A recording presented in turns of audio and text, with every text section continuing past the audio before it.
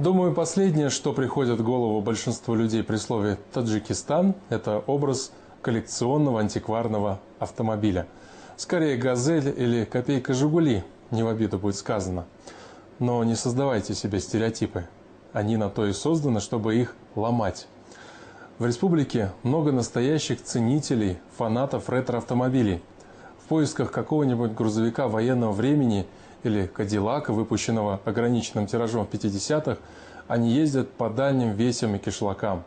И, как ни удивительно, находят именно там, в глухих таджикских кишлаках, а не на выставке где-нибудь в Монте-Карло.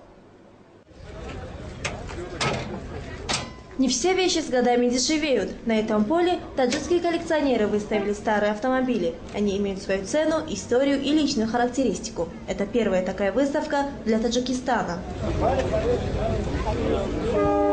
Выставку «Авторетро Душанбе» приурочили ко дню рождения столицы. Местные коллекционеры выставили 80 автомобилей 1931-1970-х годов выпуска.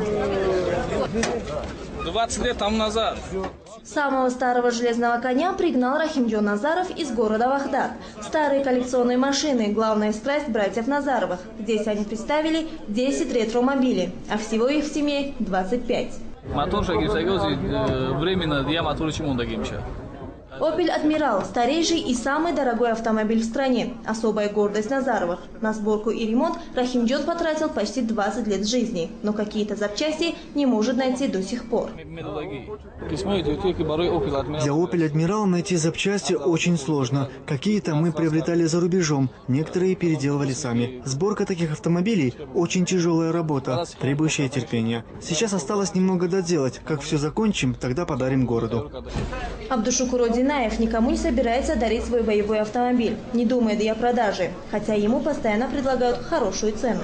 Это бронированный автомобиль. На нем в советское время ездили только первые лица республики.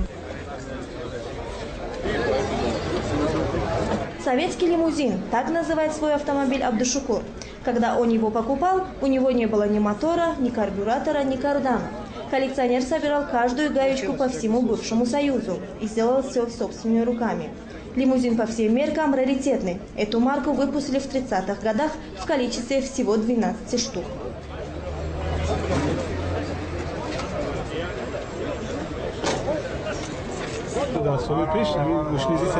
В прежние годы такие марки ЗИЛ-301 изготавливались только для правительственных лиц. Когда они выходили из эксплуатации, то их читировали и сдавали на металлолом. Я не знаю, как эта машина уцелела. К счастью, она попала ко мне. Такие машины выпускались по спецзаказу. Вот этих лимузинов было всего 12.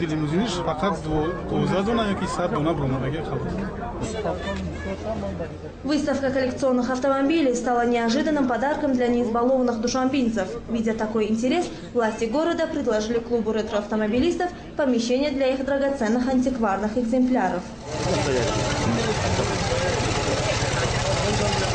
Антикварными автомобилями в Таджикистане владеют и министры, и простые смертные. Это особая национальная любовь.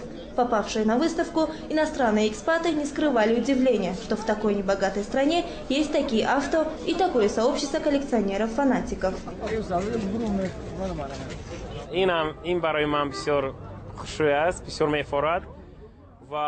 Я уже долгое время нахожусь в Таджикистане, и мне даже не верится, что здесь есть столько прекрасных антикварных автомобилей.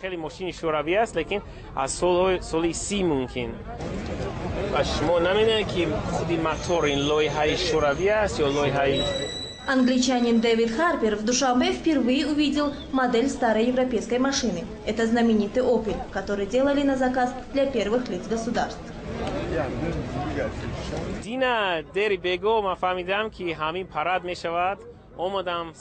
Я узнал, что состоится фестиваль-выставка, и с раннего утра стоял и ждал открытия. Лично для меня это очень интересно, потому что на выставке представлены очень старинные автомобили.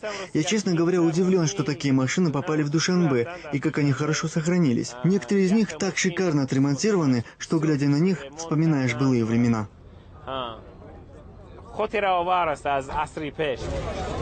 Владельцев коллекционных авто мало интересует их функциональное предназначение. В данном случае машина как раз роскошь. Для них важнее возраст и история. Автомобиль Рустамбека Рауфова привлек всеобщее внимание именно своей историей. Вездеход ГАЗ-67Б – военная машина. В годы Великой Отечественной войны на ней ездили генералы армии и в силу технических характеристик разведчики. Такой больше ни у кого нет, говорит хозяин. Этот автомобиль 1941 года производства. Я купил его у русского мужчины, дяди Саши из Шахритузского района. Машина была в ветхом состоянии. Я покрасил ее в заводской цвет, а запчасти купил за границей. На ремонт ушло 3 года. Над ним 1 год и 6 месяцев работали 3 мастера, а потом еще 3 мастера около 1 года и 8 месяцев. Я готов потратить столько средств, сколько потребуется для полного ремонта, потому что на таком ездили только генералы. После войны каждой советской республики раздавали по одной такой машине, и тогда на них разъезжали чиновники. Владельцы хвастаются, что их автомобили могут стоить и $100 000 и больше. Но специалисты говорят, что пока это все же хобби для избранных. Вот и на первой выставке «Авторетро Душанбе» ни одной сделки не заключили. Люди предпочитали фотографироваться на фоне красивых машин и заглянуть внутрь. Но вот про цены никто не спрашивал.